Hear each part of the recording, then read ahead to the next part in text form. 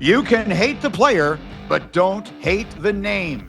Mel Kiper Jr. and Field Yates have names you just have to know ahead of the 2026 NFL Draft. That's coming up, along with your questions, your takes, and your draft dreams live as First Draft starts right now.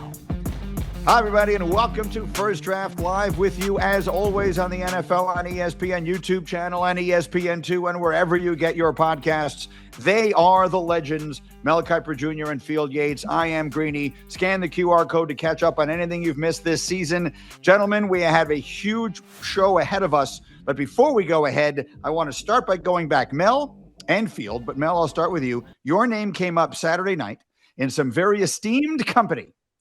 So Saturday night, we have a dinner every Saturday, the entire Sunday Countdown, NFL Sunday Countdown and ESPN crew. We get together. We have our pre-show meeting, our production meeting, and we have dinner. And we have the Oklahoma-Auburn game on. And I made everyone stop. Rex Ryan, Teddy Bruschi, Randy Moss, Alex Smith, Adam Schefter, you name it. I said, guys, we must cease talking because this quarterback from Oklahoma, whose name 6 weeks ago you had never heard, named John Mateer. Mel and Field tell me this guy is going to be a top 10 pick. We are going to watch him. And watch him we did, and everyone was very impressed. Mel, that was another statement performance from a guy whose name is rapidly rising up these boards. Yeah, he has it. And I'll tell you, you talk about Baker Mayfield. Everybody's raving about Baker, right? What a tough guy he is. When you need him in the final couple minutes, he'll take you down the field. John Mateer has that same fight, that same attitude, that same it factor that Baker Mayfield has. And that the speed, the running ability, the ability to flick it any way. Shortstop in baseball, heck of an athlete. So this John Mateer, it was the number one kid in the portal. He has lived up to those expectations. He has changed things in Norman, and he's had two tough games. The Michigan-Auburn game, where a lot of the quarterbacks have played cupcakes. Mateer hasn't. That's why he's so highly regarded before we even get to the first day of October. Yeah, we're going to wrap up the show later on, Greeny, by previewing the weekend ahead because we have a monster Week 5 slate. I can't wait for it. That being said, John Mateer and Oklahoma saying monster slate.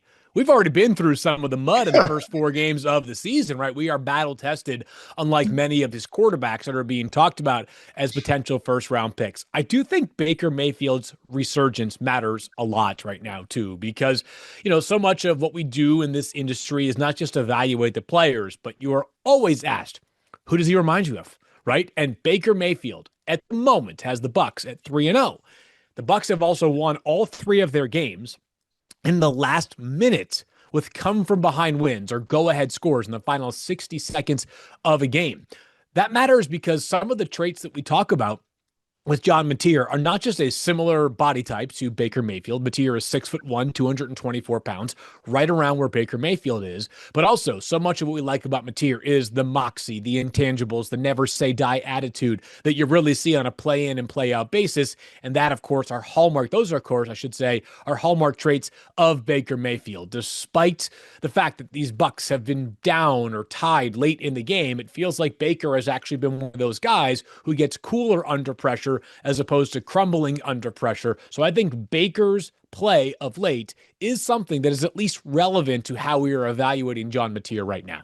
All right. So I'm looking forward to hearing where you guys have him ranked right now, because as you mentioned, Field, at the end of today's show, you guys will be doing rapid fire, giving us your top 5 quarterbacks so far. But last week we did players who pop. This week we're going to do names you need to know. And Field, it'll start with you, and I'm going to start it with one of the social posts. We love to hear from you on social media, wherever it is. Use the hashtag First Draft, and I have one from Colton Farmer who says, Field, I believe Colton is writing directly to you. Field, someone please stop me, but I'm thinking Carson Beck may be number 1 overall. Tell me why he shouldn't be. Field, I'm aiming that one at you. Yeah, so there are some things to like about Carson Beck. By the way, Miami is, of course, the number 2 team in the country. They've got a signature win over Notre Dame in Week 1. And while Florida is down, they did beat Florida in Week 4. Florida came into the season with some gigantic expectations. Miami handled business. There's a different Miami Hurricane that might be in the conversation for the number 1 player in the draft. That is edge rusher Ruben Bain, who's been absolutely brilliant so far this season. Beck has very good size. He has an absolute cannon of an arm. I believe it was Peyton Manning who once talked about how much he hated the term arm talent. Maybe it wasn't Peyton, but there was a very notable quarterback who just sort of loathed that term. But there's a lot of that with Carson Beck.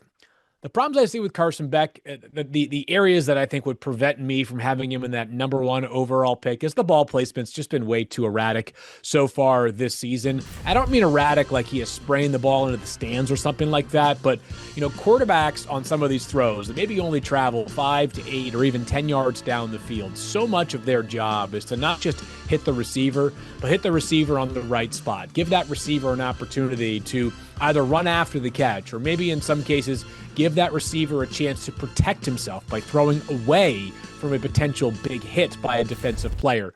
Ball placement's got to be better for Carson Beck. He's been a little bit too trusting at times on throws down the field. For those that watched that Miami Notre Dame game, there were a couple of miracle catches made by Miami wide receivers. And the last thing, and this is a little bit of an uncomfortable one to talk about, Greeny, but I think it has to be addressed because it will come up with Carson Beck, is there have been times where publicly Carson Beck has made it seem like his passion and his love for football is not at the same level as some of the quarterbacks that we were talking about around the NFL draft process, right? He was talking about this during his time at Georgia. It was a comment to the effect of I don't like football isn't everything to me like it might be for some others, like talking about preparation and film study. That's going to matter. It just will. And scouts had that earmarked last year when they were visiting Georgia because we thought that Carson Beck was going to come out last season. It's an area you can improve upon. Your passion for the game can certainly grow. There are players that just need a little bit more time for that to click. Not everybody is Tim Tebow where every play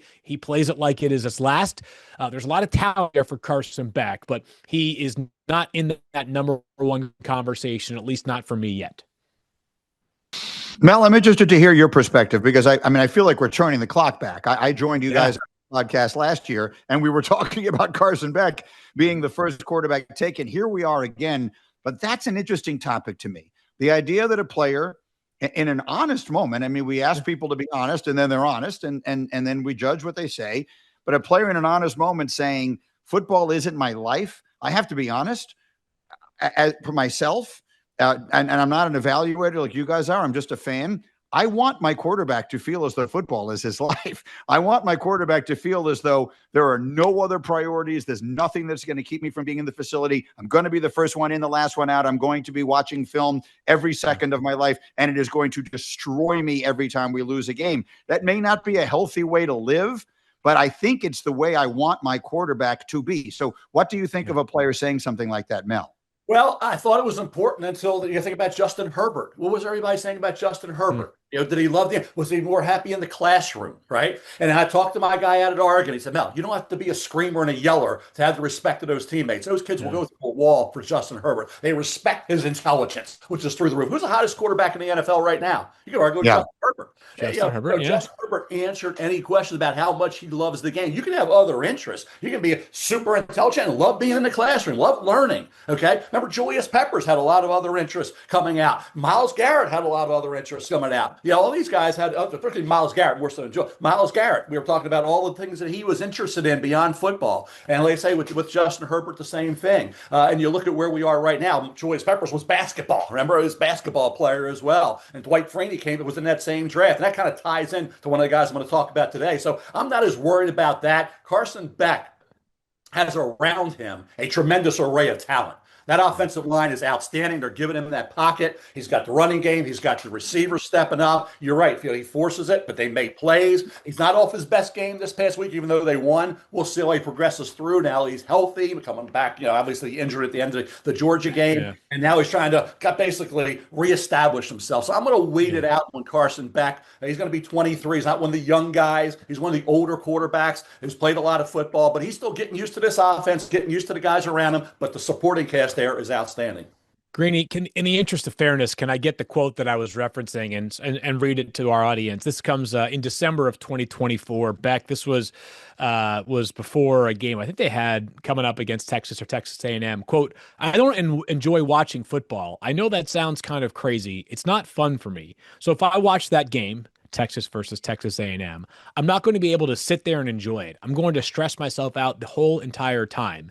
It's stressful for me because I don't ever give myself a break when it comes to football. And I get it. He was saying that football it can be all consuming. And so maybe give yourself a bit of a reprieve. I just know how the scouting world works, right? And I know how I like my quarterbacks wired, which is you've got these maniacs who eat, sleep, breathe football, and it means as much as anything to them. So, again, I'm not saying this is an area that can't be improved upon. I just know that coming last year at Georgia, when scouts went through there, for all the physical gifts, one of the questions was, how is the player wired? And that's something that quarterbacks have to be off the charts in. They just do to be successful. Give you another example. It's a counter kind of that is Joe Flacco. Joe Flacco, you give him a day off, he's going to be with his family, right? He's got a great family. He's going to be with his family. Other quarterbacks say, I got to be in the building. I'm going to be there 24/7. I'm first one in, last one out. You do your job, 9 to 5 quarterback, right? I mean, Joe Flacco, Super Bowl winning quarterback, had the best stretch of games on the road in playoff history, probably, still playing at 40 plus with the Cleveland Browns. And Joe Flacco, people say, well, does he love it? Is he there? On an off day as much as he should? He's not in the building. Hey, the bottom line is great quarterback. So there's different ways to get it done. You can be in there every second of the day and still not be a great quarterback. So I don't know. I think with Justin Herbert and Joe Flacco, and then think about Miles Garrett, I think Herbert's different. I think he'd love to have that, but is it something that you have to be a great quarterback? I've kind of proven otherwise. I don't know about that. I mean, I think Justin Herbert is clearly more talented than those guys, right? And Joe had incredible Super Bowl run. Has had a great career in so many ways. I don't think many of us are going to be confusing Joe Flacco for a guy who is consistently one of the 10 best quarterbacks. Yeah, but I don't think not being there all day prevented him from doing something he couldn't have done. I think Joe Flacco had a hell of a career. The feedback. Remember coming out of Pitt and Delaware, you think about what he was able to do there. But I think when you look at where we are right now with Justin Herbert has a ton of talent. He had a ton of talent at Oregon. And people are still questioning Justin Herbert, and here he is right now, one of the hottest quarterbacks in the NFL. He's got to get over the hump in the playoffs and see what he can do there. Like Josh Allen and Lamar Jackson got to get to a Super Bowl and win it. Correct. So we can think about that all we want, feel. But I think to say it's going to be the end all be all to whether all the quarterbacks that don't love football can't be really good or great. I think we've proven that's not the question. The question is he number one overall pick good? And I think part of the contributing factors is going to be the wiring. That's it. And that to me is what I need. Yeah. So I think I'll just say this, I'm just telling you, from people that passed through Georgia last year, that was the feedback. And our job here is not just to analyze what we are seeing ourselves, but, being dialed into the league is trying to help people, educate people based off of what those who are evaluating these players, not just for a living like we are, talk about them on, First Draft and TV, but to make the selection themselves. So to me, those are some of the areas that I am monitoring for Carson Beck. I promise you it'll be a thoughtful conversation over the next 7 months ahead. All right, let's leave it there for the moment. I did not mean to get us as sidetracked, but I think it was a worthy detour to take because I think it's an interesting conversation, and he's obviously an interesting player. Okay, Mel, as we talk about names you need to know, has, as only he can, bunched some players together. So the first that we're going to talk about as players on the rise are the kick returners coming off a weekend in which special teams, particularly in the NFL, wound up deciding some games and creating some craziness. Let's talk about kick returners on the rise in this class. Kick returners are huge in the NFL these days. Look at the field position you're giving them. You're giving your offense coming off a kick return, and it's back. Thankfully, it's back, right? And that's helping a guy. Jadarian Price, I'll start with him, running back at Notre Dame. He's not a great kick returner. Had a 100-yard return this past week against Purdue. He had a big return when he got out there after being injured his first year at Notre Dame against USC. By the way, his first carry ever was a touchdown run of 19 yards against Navy. That same year, he had a kick return for a touchdown against USC. Jadarian Price is big and he can fly. And as a running back, I'll tell you what, he can get it done. Run inside, he's got the bounce outside. He is a heck of a football player, and he's off to a great start. Now with Jeremiah Love there, will he want to be the guy next year? We'll see on that. But he comes into the NFL, whenever it is, as one heck of a running back and also a great kick returner. And I'll go with another guy, Makai Lemon at USC. This guy played some corner early on at USC. I'll tell you what, he gets the ball in his hands, Field and Greeny. He's attacking defenders. He is a chore to bring down. He will fight for every inch of real estate. He's got kick return ability. He had a punt return this past week. Jet sweep. He's got a touchdown. He is outstanding with the ball in his hands.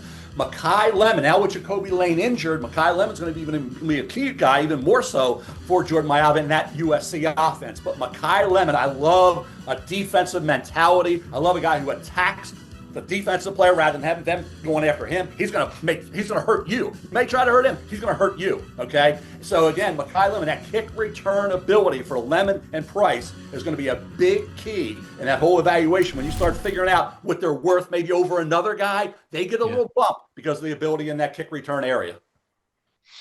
I love the fact, by the way, Mel, I'm glad you pointed it out. The NFL gets so many things right. And the way they have managed to bring the kick return back into the sport is magnificent. For all of our lives, and Field, Mel and I are much older than you are. For all of our lives, the kick return is one of the best plays in the game, right? Yeah. It completely changes a game. One big kick return can completely change a game.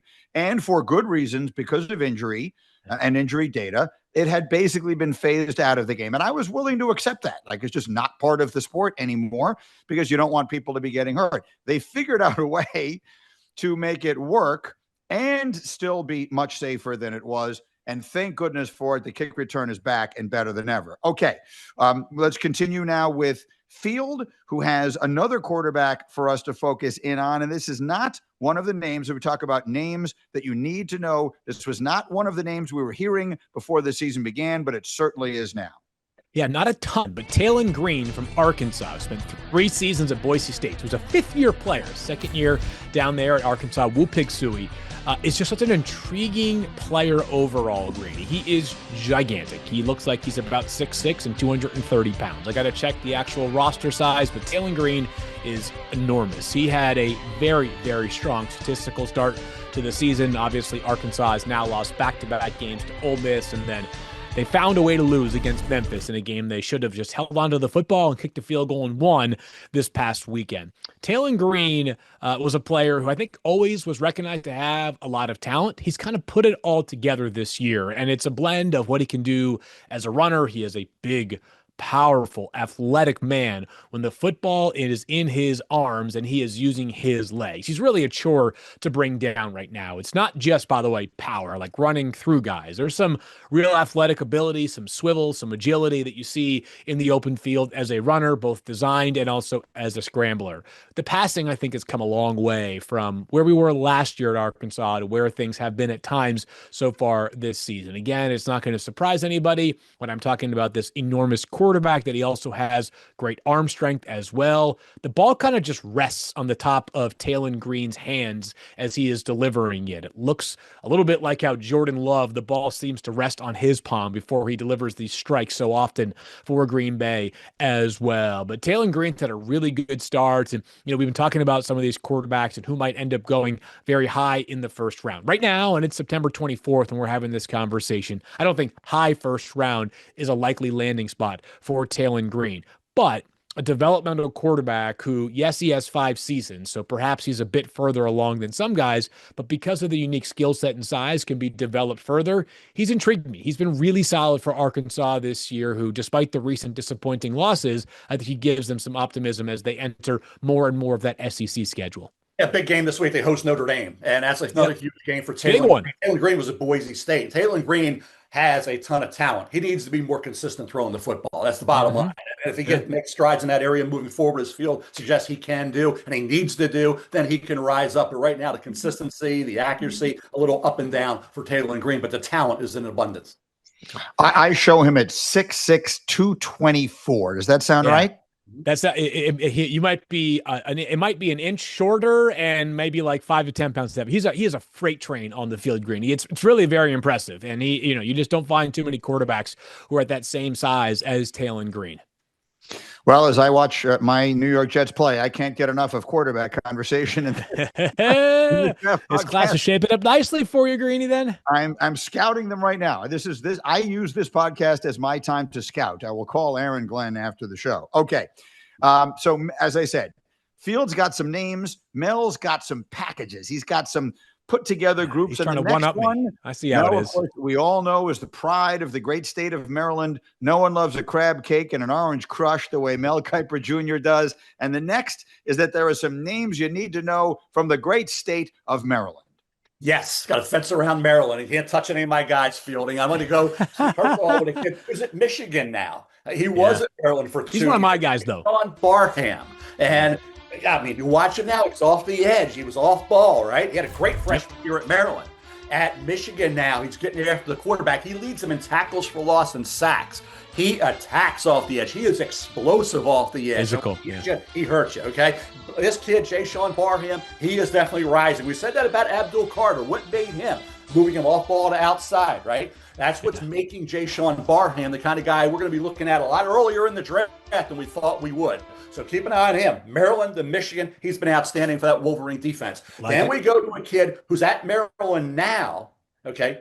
Prince Orchard High School in Maryland, but he went to Bowling Green. Oh. And he had interceptions. He's playing corner at Bowling Green. Comes to Maryland. He's next to Dante Trader Jr. last year, corner then safety. Now he's really feeling comfortable as a safety. He can cover. When you get a safety who's a former corner, you know he can cover.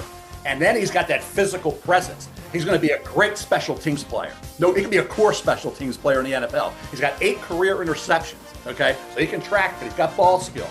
This kid's getting better and better as he's feeling, like I say, comfortable as a safety with that Maryland football team, that Maryland Terrapin football team that's off to a nice start. We'll see how it progresses moving forward. They upset Wisconsin. It's having a terrible year. But I think Jalen Huskey, 8 career interceptions, physical, tough. He's going to be automatic, big-time special teams player, core special teams player. I think ultimately he could be a starter in that secondary in the NFL at a safety spot. Really like what I've seen so far of Jalen Huskey, safety out of Maryland.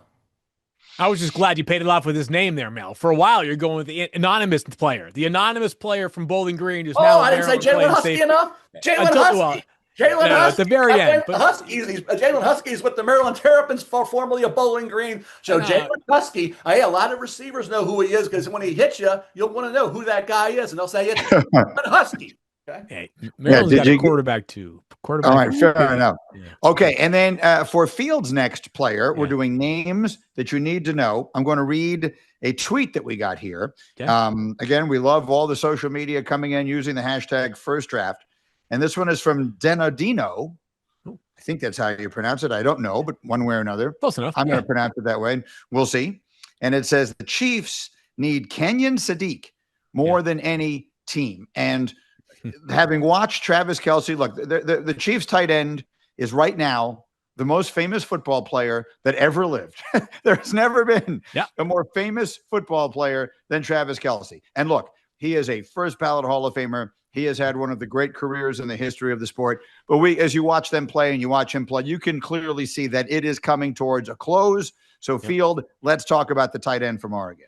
Yeah, I just don't know if Kenyon Sadiq, well, the Chiefs are now 1-2, so maybe they won't be picking that far away from one. But I think Kenyon Sadiq's got a real chance to be a first-round tight end.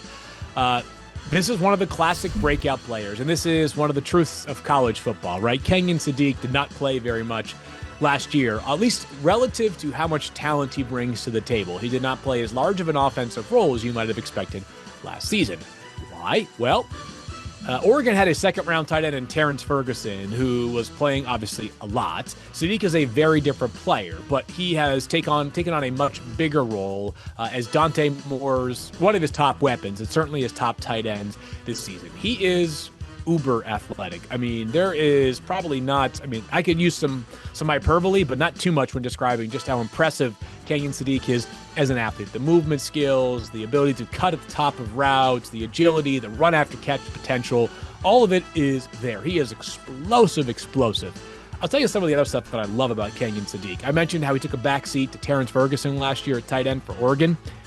Well, he lead the team in special team snaps last year. I know that's like, okay, we're not drafting guys in the first round potentially to be special teams players.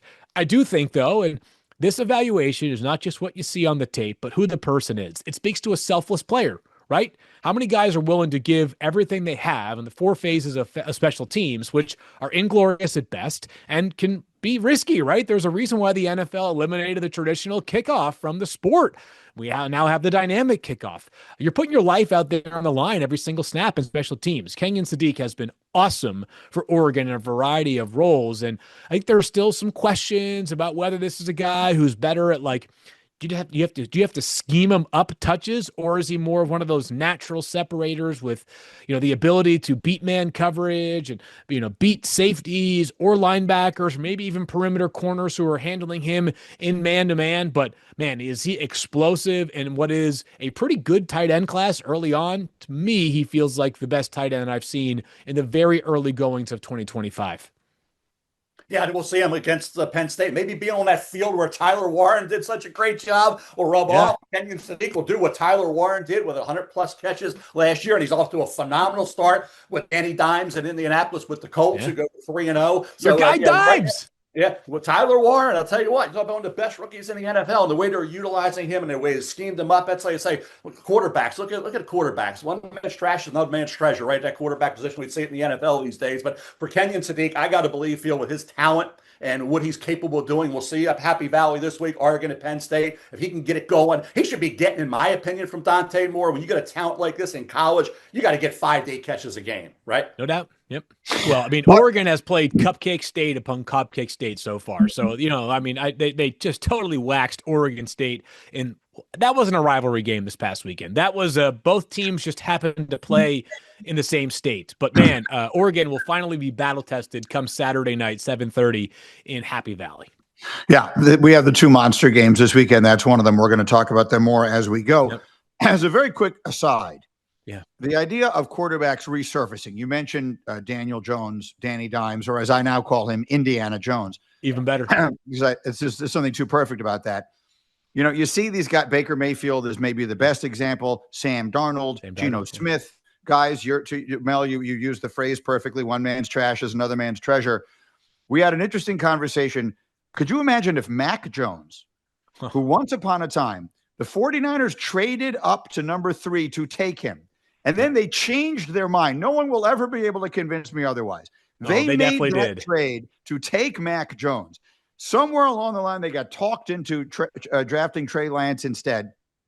And they were bailed out, of course, by Brock Purdy becoming what he became. And I never wish injury on anyone. I hope Purdy comes back soon and is healthy and is great. But can you imagine the 30 for 30 if Mac Jones winds up leading the 49ers to a Super Bowl? And just imagine that opening line. What if I told you that the San Francisco 49ers' biggest mistake wound up leading to their biggest victory? It writes itself, doesn't it? Like, Mel, how perfect would that be? It would be perfect. I got a couple other quarterbacks all throughout there's a field will scream at me that could resurface somewhere else. I think we know who and I'm not going there. I say anything about all the other guys, so I don't want to hear that negative attitude out of you. Come on. Screaming at me every time I mention those names that they could come back and get it done. You had kicked them to the curb. You said they're done. We're moving on to the next best thing coming out of college, and the next best thing turned out to be those guys. So let's not kick them to the curb too fast. There's a couple other guys that could resurface. But let's move on because I got another bunch of guys, Greeny, to talk about here. That's correct. And then the next one that Mel is grouping together are players with family ties. And I will tell you in advance, one of them makes me feel very, very old because I covered his uncle. Wow. But go ahead, Mel. Take them away with the players with family ties. I scouted all these guys. I had Mike Tomczak in my book in 1985 draft, and I had been at ESPN. Was my first draft was 1984. Started in this business in 1978, 79. And Mike Tomczak came out of Ohio State, right? And he had a 15-year career in the NFL. He's got a Super Bowl ring from the Bears of 1985, right? Jim McMahon, the quarterback, backup quarterback. Heck of a career. Doug Peterson was a backup to Brett Favre for a long time, wasn't he? So for Max Tomczak, his uncle, Mike Tomczak, played in the NFL for a long time. Max Tomczak, Mike's nephew, is at Youngstown State. Coming out of high school, nobody wanted him. Okay? He couldn't go anywhere. Nobody wanted him. He's in like Josh Allen saying, please, I'm right left, please, give me a shot. Well, guess what? He's turned out to be a heck of a player for Youngstown State. He's catching the ball. He's playing slot and outside, right? He's got punt return ability. He's got sure hands. He is a kid at Youngstown. Key dead comeback against Houston this past Saturday, right? Key guy there. Max Tomczak. Whether it's, we were talking on this podcast last year about Eftham Chisholm III. Remember Eftham Chisholm out of Eastern Orange? Yeah, of course. He was an orange crusher, maybe. He's had a pretty good camp with New England, right? Did a good job. Made the team, yeah. Yeah. So again, I think whether it's a late rounder, priority free agent, Max Tomczak, nephew of his uncle, Mike Tomczak, is going to have a chance to play in the National Football League. I'll go to another guy. That was the 85 draft, right? How about the 2002 draft?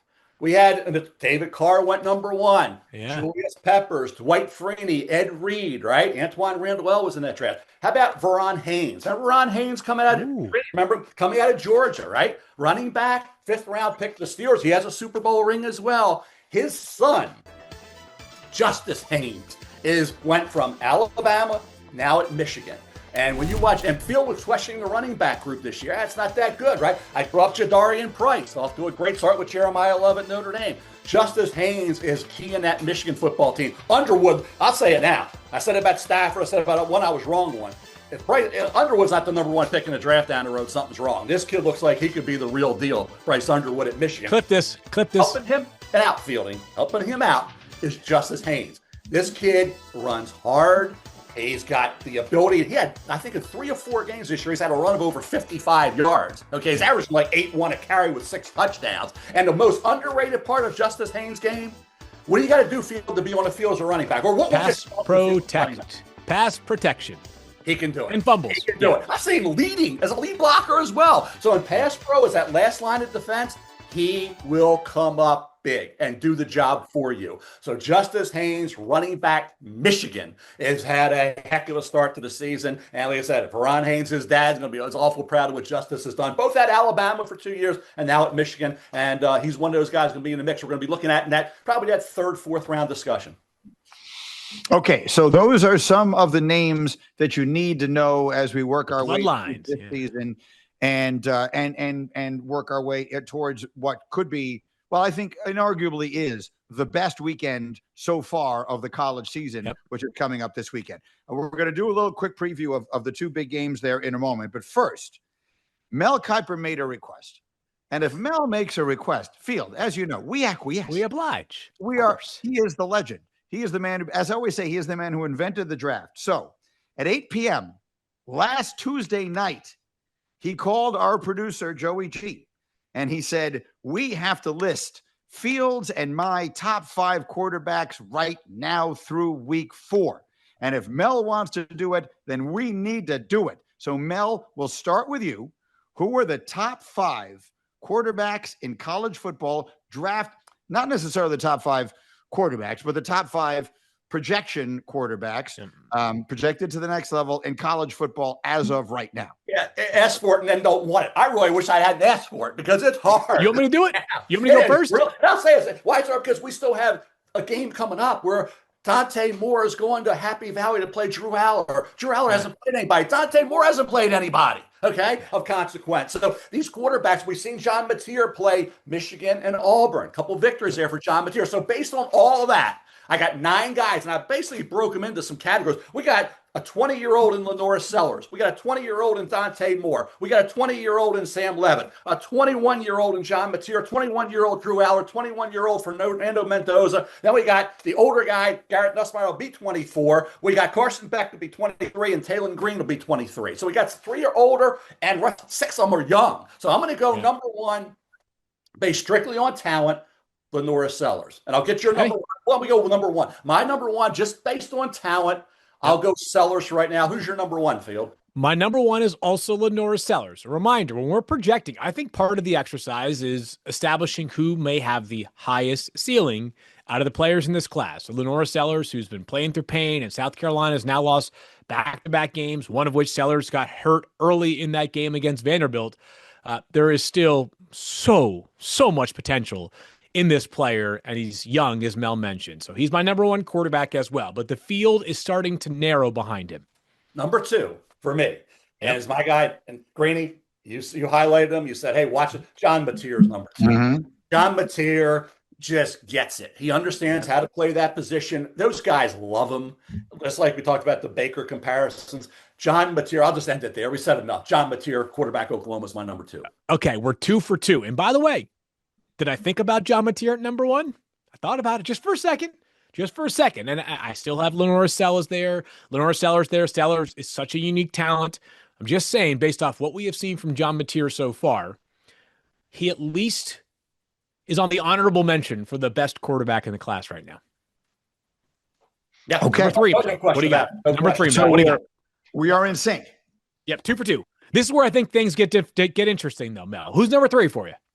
Boy, this is where it got impossible. It's impossible because I'm going to go at 3 with a quarterback who hasn't done it yet. And I want to see what he does coming. And I'm going to go Drew Aller. And Drew Aller, I think that's Villanova, left me scratching my head. The ball placement totally, Mel. Needed to be.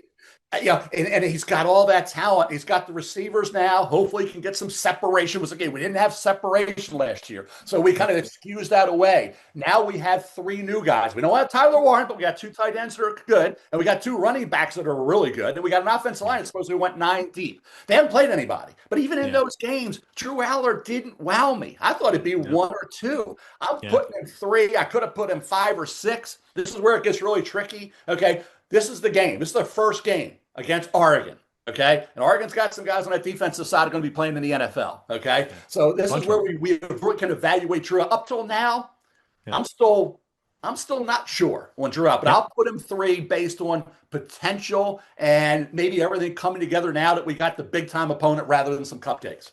All right, so I good call there on Aller. He's not quite number 3 for me. Still waiting on Drew Aller to put it all together more consistently. I totally agree. That Villanova tape especially was, whoa, what are we doing here? You're supposed to be throwing for 900 yards on 80% completion percentage or something like that. A couple of days ago, Greeny, on Saturday, to be specific, Pete Thamel released a piece, and he talked about it on College Game Day, of NFL scouts and their assessment of the quarterback class. I think it was a poll of 25 evaluators and who was QB1. Lenora Sellers ended up taking the cake there. I think Garrett Nussmeier is pretty high as well. I was surprised to not see one single evaluator bring up Fernando Mendoza, my quarterback 3 at the University of Indiana. And Indiana, like Dante Moore and like Drew Aller for Oregon and Penn State in their first 3 games, played nobody. Not a single legitimate opponent for Indiana. It looked like routes on air for Fernando Mendoza against Indiana State in week 3. But week 4, gigantic test against that Illinois defense. Illinois came into that game number 9 in the country. And by the way, a lot of that on the strength of this defense. Gabe Jacas is going to end up being a first-round pick, I believe, as a pass rusher. A lot of talent there in Illinois defensively. Fernando Mendoza broke their will. He throws for 5 touchdowns. I believe it was 4 in the first half. He was utterly brilliant. 63-7 was the final score in that game. It was an absolute domination by Indiana of Illinois.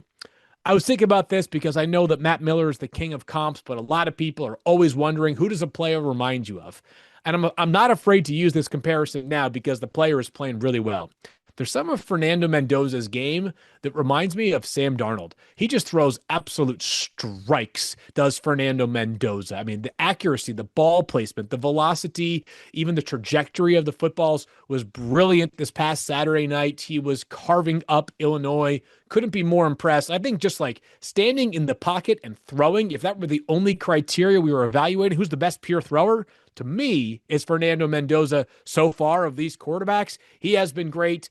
Indiana goes from a team that we thought might trip up against Illinois to instead being a team that we're going to be talking very seriously about being a back-to-back college football playoff contender.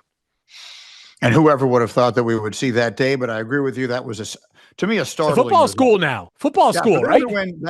For them to win that game is not a surprise. For them to win that game as one-sidedly as they did, as dominantly as they did surprise me. Okay, so we differed at number 3. Mel, where do you go at 4? I just figured out Fernando Mendoza put a kind of an exclamation point there to what Field said. They have Indiana plays Iowa this week, and then they have Oregon coming up. So they have some games coming off last week against Illinois. Remember, Xavier Scott didn't play in that game, injured. Miles Scott, brother, got hurt, got the penalty for targeting, didn't play after that. So those were 2 defensive backs, one of which didn't play at all in the game that they really needed to deal with Mendoza. So we got Iowa with Parker, the defense coordinator, not the defense they had. We know that. So this defense is down, but the defensive coordinator is great. And then you got Oregon. So we'll see when Mendoza, I'm with you, and I'm going to get to him in a second. I'm going to go here, Garrett Nussmeier at 4. I'm not sold on Garrett Nussmeier as the lead quarterback yet. I'm not. And I'm not sold on him yet, but his dad, I scouted him at Idaho. He's the OC at New Orleans now, right? Doug Nussmeier. Garrett still has those throws that do you wonder why. He's going to be 24 coming into the NFL. So he's one of the older guys. Remember, sat behind Jaden last year. Now he's the guy this year. let's see what happens there if this supporting cast comes together. Remember, they lost just about everybody on the offensive line last year. He lost some of his key guys. He had some new guys coming in. Remember, Mason Taylor was kind of a go-to guy for him. New guys coming in. Let's see how quickly they can get on the same page. We talk about that in college now because of the portal. Everybody's new. You got a new coordinator, new system, new players. Let's give these guys some time. What are we talking about now? We just hit fall. It's autumn now, guys. It's finally autumn. But guess what? We're not even in October yet. We're going to be there. And we're always trying to define this quarterback, say who he is, and write it in pen. I'm not ready to write anything in pen yet for quarterbacks. I'll put Garrett Nussmeier at 4, and I want to see as we move along, does he keep getting better and better as he gets accustomed to these new guys around him? All right, my number 4, and this is the kind of projection that you make, which is a bit of a leap of faith, because there's a chance by Saturday at midnight, I'm sitting there saying to myself, oh boy, got a bit in over my skis against cupcake competition. But Dante Moore, quarterback from Oregon, is number 4 for me. He has been remarkable against nobody. He has been remarkable against teams that are nobodies on the Oregon schedule so far. Oklahoma State and Oregon State, who they bludgeoned, are programs that are just they're a shadow of what they were in recent years. I mean, those have been very, very successful programs that Oregon has totally put out to pasture. That being said, Dante Moore, as I talked about in a previous episode, excellent downfield accuracy, very, very smooth thrower of the football. We saw some with his legs this past weekend as well. Again, bad competition, not a dynamic runner of, Lamar Jackson, Jaden Daniels vintage, Justin Fields vintage. That being said, he is a mobile quarterback as well. We'll see. This is probably putting the cart a little bit before the horse here, but if he performs anywhere close to how he has so far this season against Penn State on Saturday night, then the train will be leaving the station. We will be talking about Dante Moore as a first-round potential quarterback, even though he has multiple years left of eligibility. Okay. This has taken a turn that I did not see coming. We have diverged. So we have a total of 6 players taking up 8 spots so far in these top 4s. So let's see if we get any new names. Mel, who do you have at number 5? This is my notes from the week. This is what I do, okay? My God, look at this maniac. Scott Bauer, my Prosper Trading book, and Charlie Moon and the guys. I got all these notes from all the weekend. Omar Cooper Jr. is a wide receiver at Indiana. Mendoza has Surratt, right?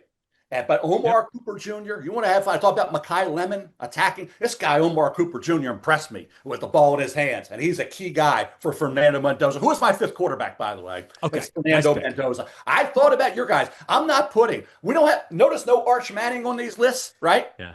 I took your lead on this one here, Mel. All right.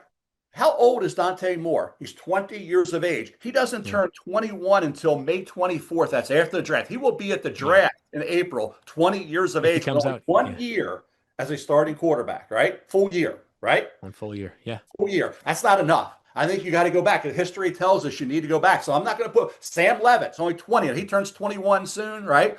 But Sam Levitt's only 20. Did a heck of a job getting them down and win that game against Baylor. Hard-fought win at Waco this past Saturday. Sam Levitt, I'm going to wait on. Sam Levitt could be in here coming out of Arizona State. Done a heck of a job. Michigan State. This is his 2nd year, right? Let's get him maybe another year there. So I went with Mendoza. Mendoza's accuracy and field, you touched on it. I mean, Indiana State, who cares, right? He's 19 for 20. You care a little bit more when you play Illinois. Now, granted, like I said, the Scotts weren't there. Xavier Scott didn't play. Miles Scott out of the game with the targeting. But now you have Iowa.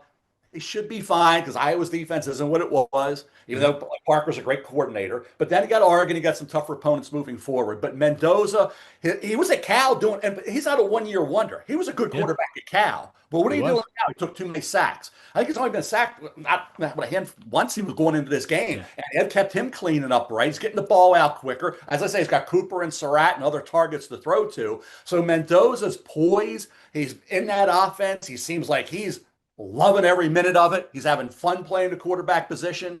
And, so I'm going to go Fernando Mendoza at 5 because it wasn't just this year in the first 3-4 games. It's what he did at Cal leading up to this, where he was a pretty good quarterback for the Golden Bears. All right, so we have 4 of the 5 same names, just a bit of a different order from players 3 through 5. As my 5th is Drew Aller. Not a whole lot to add other than what Mel said. If you looked at Drew Aller, it's like You know how every once in a while you'll see a graphic where it's like build the ideal quarterback and it's like Peyton Manning's brain and, Matthew Stafford's arm and Tom Brady's competitiveness and heart or whatever it might be, Lamar Jackson's leg, Patrick Mahomes' will to win, et cetera, et cetera. Drew Aller's got a lot of the physical traits you love, right? 6'5", 225 pounds, arm really just floats off his hand. Like there's a lot to like about Drew Aller. I just want to see it. I want to see it in action. Sometimes the whole has been less than the sum of the parts. And that to me is how Drew Aller can turn things around the rest of the season. And it's still early enough that a big performance on Saturday night at home, by the way, against Oregon, basically traveling across the country, whiteout, should be an insane environment.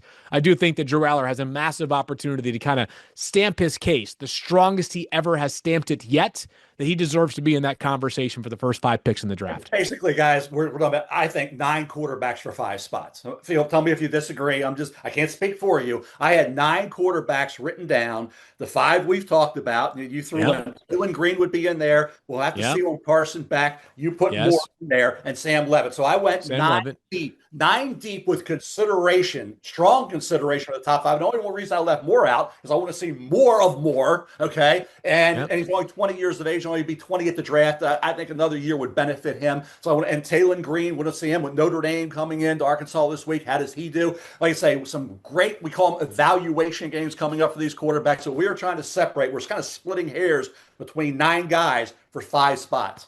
Yeah, Arch Manning, again, I don't want to just entirely dismiss his name, but, there just seems to be some feeling that he is more likely in 2027 than 2026. Arch did play better this past weekend against Sam Houston State. We want to see it not against Sam Houston State, but against teams like Oklahoma and the Red River rivalry and some of the other big SEC games that Texas will have throughout this season. He'll get his chances. All right, so I wanted to wrap it up, as I mentioned, with the 2 big games this weekend, but we really touched on Oregon-Penn State. Let's face it. Yep. Oregon-Penn State, there's a ton of NFL talent on the field. We're dying to see both quarterbacks. You've both made the cases for the reasons why that game is so important for Aller and for Moore. So let me just get a quick take from each of you, Mel, starting with you. Georgia, Alabama. I mean, every year that they meet, this is such a great game for so many reasons. Who is a player or two that the scouts will be watching closely as they watch that game? Yeah, I think you look at linebackers at Georgia and Alabama. Both schools have guys, Lawson at Alabama, and you got Allen at Georgia. You got talent all over the place in this game. And I think it's not going to be about Ty Simpson and Gunnar Stockton. It's going to be about the other guys in the trenches. We talked about James Smith at Alabama. You talk about all the guys that they have on that side of the ball. Keon Sabb. I'll tell you what. How about Hubbard? Okay, Bray Hubbard, the safety at Alabama, off a phenomenal game a couple weeks ago for Alabama against Wisconsin. So I think Bray Hubbard for Alabama is a guy that I think you're going to have to take a good hard look at, because he is a safety who can do so many things for you. He can be in the box, he can tackle, he can cover. He's smart, and he's played great football in the early going for Alabama, and who has had some opponents. A bad game against Florida State, Wisconsin, they dominated. Now you get Georgia. But I think that linebacker spot, for Georgia is going to be a key, along with some of their defensive linemen. But this is going to be finally a game where we got a big game. We're not talking about the quarterbacks. We're talking about all the other guys. Yeah, good call there, Mel. And I'll give you 2 things that I'm watching this weekend. First of all, Alabama in general, the big game, right? It has not been nearly the same under Kalen DeBoer as it was under the greatest of all time, Nick Saban. They were embarrassed earlier on this year in a gigantic spotlight game, was Alabama. Second of all, speaking of embarrassed, Caden Proctor, you mentioned it after that Florida State game, Mel, right? The left tackle for Alabama, who, when we were discussing him in the preseason, we talked about how bit of a divisive prospect, right? Long, huge, powerful, but are the feet good enough to hold up against some of those quicker edge rushers? They were not against Florida State. Huge test this weekend. I don't care if Georgia doesn't have a Jalen Walker and a Michael Williams rushing. There's always talent along that defensive line for Kirby Smart. So Caden Proctor under the spotlight once again. He has been a very intriguing prospect to pick the brains of scouts of so far this season. All right. This was a jam-packed edition with absolutely everything you need to get you ready for a huge weekend in college football where a lot of these questions will be sorted out. But that's all the time we have. Don't forget, scan the QR code. You can like and subscribe to the podcast. Please join us every Wednesday on the NFL on ESPN YouTube channel, ESPN2, wherever you get your podcasts. And as always, please send us your questions anywhere you do on social media using the hashtag FirstDraft for a chance to be featured on this program. So for Mel Kiper and Field Yates, I am Greeny. We will see you next week.